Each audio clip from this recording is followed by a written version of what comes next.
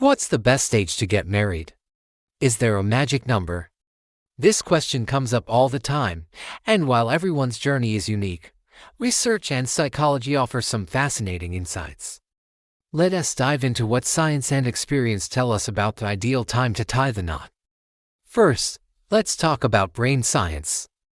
Your brain, specifically the prefrontal cortex, is the CEO of your life. It handles decision-making, problem-solving, and understanding consequences. And guess what? It's not fully developed until you're about 25, and for some, it keeps maturing until 30. This means that if you get married after your brain has fully matured, you're likely making a more rational, well-thought-out decision. You're better equipped to handle the complexities of a long-term partnership, which can lead to a more stable and lasting marriage. Think about it, the person you are at 21 is very different from the person you are at 28. Your priorities, values, and even your personality have had time to settle. Marrying with a fully developed brain gives your relationship a stronger foundation from the very beginning. Next up is something we can all relate to: money and career. Financial stress is one of the top reasons couples argue. Getting married when you're still figuring out your career path or struggling to make ends meet can add a huge amount of pressure to a new marriage. When you wait until your late 20s or early 30s, you've typically had more time to establish yourself professionally. You might have a stable job, some savings, and a clearer picture of your financial future. This stability doesn't just mean you have more money, it means you have one less major stressor to deal with as a couple. You can focus on building your life together without the constant worry of financial instability hanging over your heads. It allows you to plan for the future, whether that's buying a house, traveling, or starting a family, with a sense of security and teamwork. Beyond the practical stuff, there's personal growth.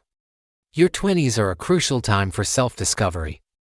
This is when you learn who you are outside of your family and school environment. You travel, you make mistakes, you learn new skills, you build friendships, and you figure out what you truly want out of life. Having these experiences independently, before you merge your life with someone else's, is incredibly valuable.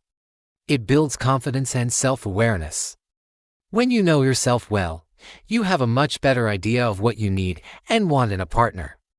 You're not looking for someone to complete you, but rather someone to complement you. This period of personal growth ensures you enter a marriage as a whole person, ready to share your life, not just looking for someone to fill a void. You've had the chance to live on your own terms, and that makes you a better, more interesting partner. And what about the relationship itself? A strong marriage isn't just about the good times, it's about how you navigate the tough times. Before getting married, it's so important to see how you and your partner handle challenges together. Have you dealt with a long-distance period? Have you supported each other through a career change or a family crisis? These experiences are like stress tests for your relationship. They reveal how you communicate under pressure, how you solve problems as a team, and whether you can truly rely on each other when things get hard. Rushing into marriage without having faced any real adversity together is like setting sail in a boat you've never tested in rough waters. You want to know your partnership is resilient and that you can weather any storm that comes your way. Taking the time to build this shared history of overcoming obstacles is one of the best investments you can make in your future marriage. So, what does the research say? Well, the data is pretty interesting and lines up with what we've been talking about. Numerous studies have tried to pinpoint that golden window for marriage. A significant study from the University of Utah suggests that the lowest risk of divorce is for couples who marry between the ages of 28 and 32. According to the research, getting married in this window means you're mature enough to make a wise choice and understand the commitment.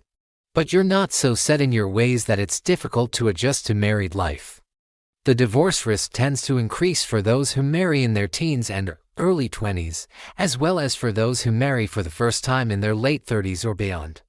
For the latter group, it might be that people who wait longer are either less suited for marriage or have become more rigid in their habits over time, making compromise harder. But it's not just about avoiding divorce, it's about the quality of the marriage. Another study pointed out something fascinating. While marriages that start between ages 22 and 25 have a decent survival rate, the marriages that happen between 28 and 32 are reported to be of higher quality. This means couples in this age range often report greater satisfaction, better communication, and a deeper sense of partnership. They've had time to mature, achieve some financial footing, and really get to know themselves and each other. They're not just staying together, they're thriving together. They're building a life that is genuinely happy and fulfilling. This suggests that waiting a bit longer doesn't just reduce your risk of a breakup. It actually increases your chances of having a truly great marriage.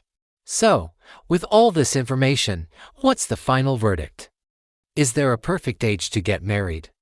The truth is, while the 28 to 32 range seems to be a statistical sweet spot, the most important factor is individual readiness. Age is just a number. The real question is, are you ready? Are you emotionally prepared for the ups and downs of a lifelong commitment? Are you mentally ready to be a supportive partner? Are you and your partner financially stable enough to build a life together without constant money-related stress? These are the questions that truly matter. You and your partner are the only ones who can answer them. It's also crucial to remember that we don't live in a vacuum. Cultural norms and family expectations play a huge role in our life decisions, including when we get married. In some cultures, marrying in your early 20s is the norm, while in others, people wait much longer. Your personal timeline will always be influenced by the world around you, and that's perfectly okay. The goal isn't to hit a specific age on the dot. The goal is to make a decision that feels right for you and your partner, based on your shared goals, your individual maturity, and your readiness to embark on that incredible journey together. So, forget the pressure and the timelines. Focus on building a strong, healthy relationship and a strong, healthy you. When the time is right, you'll know it. Thanks so much for watching. What are your thoughts on this? Let me know in the comments below. And if you enjoyed this video and want more content like it, don't forget to like, subscribe, and hit that notification bell so you never miss an update. See you in the next one.